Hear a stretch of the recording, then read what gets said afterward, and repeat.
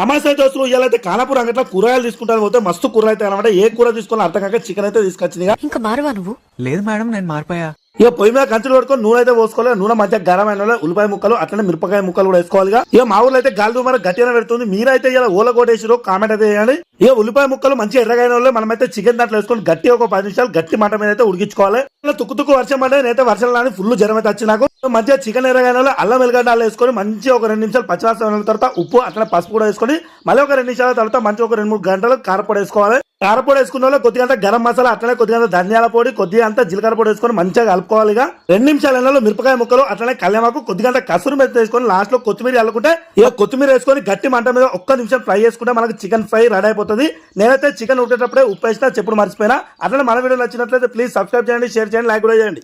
ఇక ఫుల్ వర్షకైతే నాకైతే ఇలా జ్వరం వచ్చింది, వాయిస్ కూడా కరెక్ట్ వస్తలేదు. రోజైతే ఒక వీడియో చేయాలని ఇలా వర్షాలు కూడా వీడియో తీసిన.